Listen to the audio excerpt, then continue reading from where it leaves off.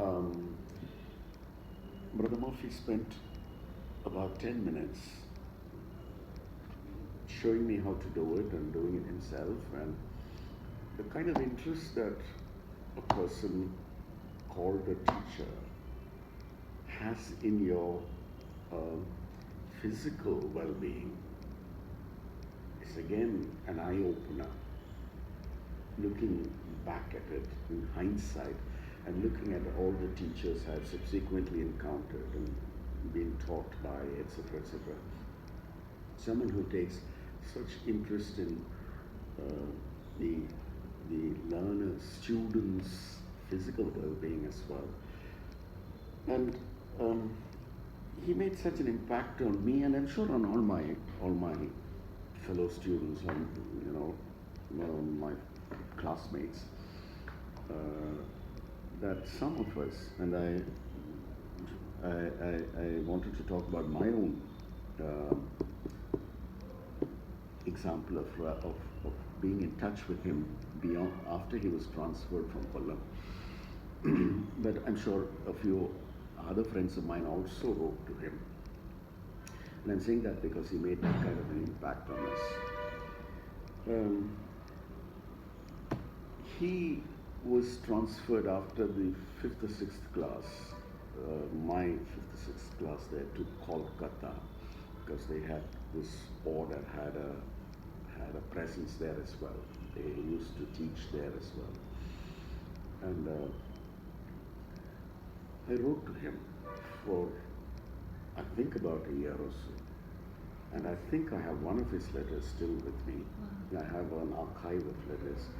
And he taught us that handwriting, you see.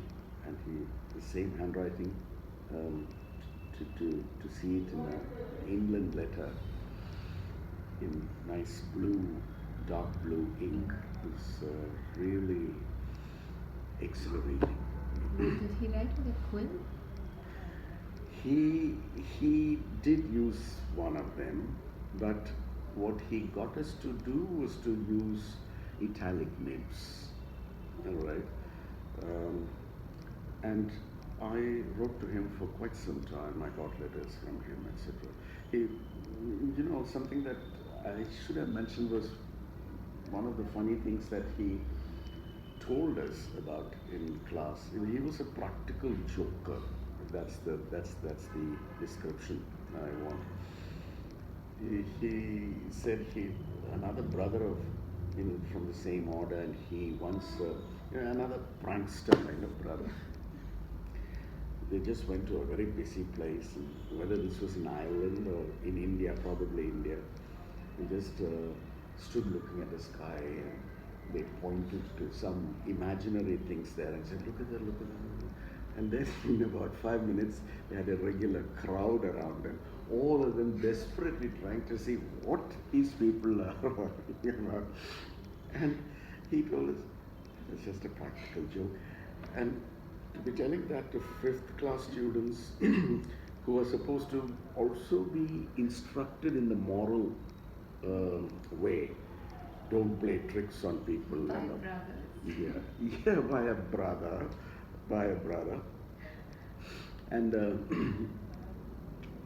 this was another difference between my two schools. The first school had something called moral science for non-Christian students. The Christians went through something called catechism.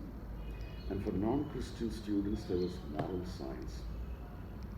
There was a heavy dose of moralizing there.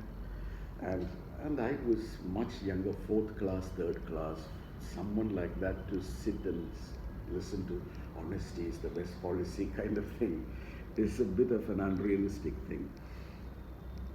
Just the opposite. Here's a man who's supposed to have taken vows about all this, saying an occasional practical joke is fine. Right? Okay. Delightful. One other story I have to tell you about him is how he told us how he became a brother. And he belonged to a very rich family, he said. And when he was young, he was a boy, he took a bite out of a sandwich and threw the rest down, and his father or mother, one of them came and said, pick that up, eat it. And he was made to eat the whole thing.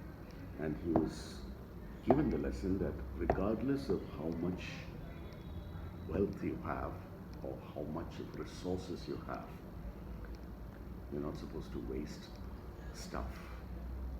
And he said that was his first lesson in moral science, and that eventually led to him becoming a priest.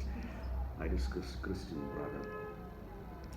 So that was Brother Murphy, and they left when I was in the 8th class or so, after 3 years there, 5th to 7th. And the school was taken over by the local bishop. But even so, the philosophy put in place by the brothers stayed there as long as I was there. I don't know, I'm very sure things have changed drastically now.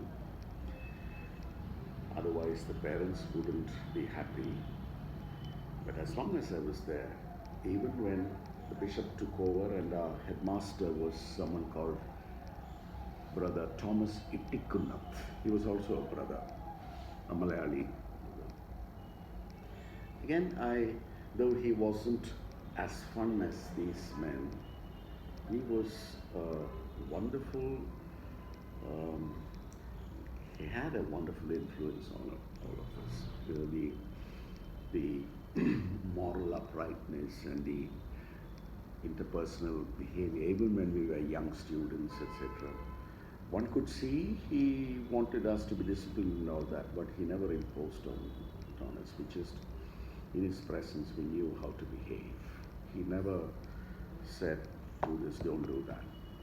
So all of them, not just the brothers, but also the lay teachers, I mean, non-ordained people.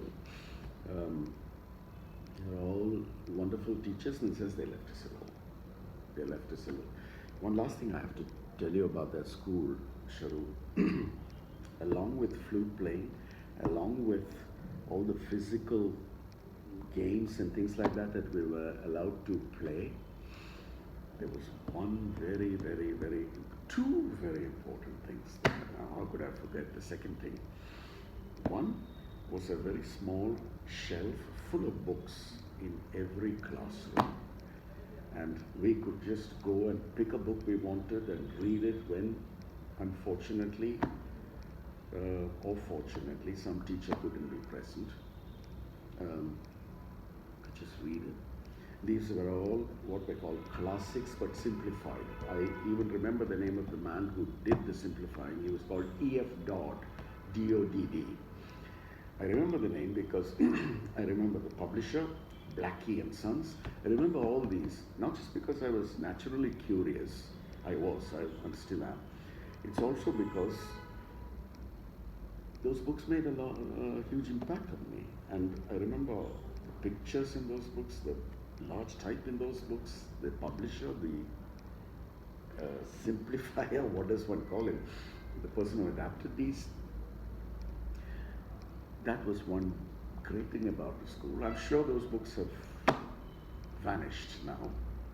The other great thing about that school was every week there was what was called a literary period, and we had to assemble in a class different from our regular class, but just one or two divisions, as they were called, combined, and with the same class, and we had to read things out, poetry, drama, could be Malayalam, it could be English, could be songs, it could be anything. Of course, I don't think any one of us wrote anything on our own, but that we had the freedom to do that as well. One compulsory period called literary club. It was also called the club, even though it was compulsory. It was a club, and we had one mandated period doing this. Again, look at all the things that we tout around now, the head, the heart, and all that stuff. It just came in almost through the back door then. The literary club was through the front door, but I'm using the word expression back door because no one bothered about any theoretical underpinnings. Theoretical underpinnings, no one bothered about them. Previous literature, what is this thing called? Literature review. There was no literature review. Brother Murphy and company didn't bother about underpinnings or reviews. They said, must be a literary period. So read stories, read aloud, others listen. We didn't go to a corner and bury our heads. We read aloud. Again, researchers now, I was reading an article about the virtues of reading aloud. No research done. People were asked to read aloud. This is instinct, Sharon. When I see that instinct having to be justified via Western theories, and instinct makes no distinction between West and East. All right? At every step, when you're asked to justify your instinct, it's bothersome. I mean, you are a human being, you have human instincts, you know how to learn and teach. To say, well, that's not enough. What does Peacock say about it? What does Paul Nation say about it? And Bromurphy, by the way, what would he say about it?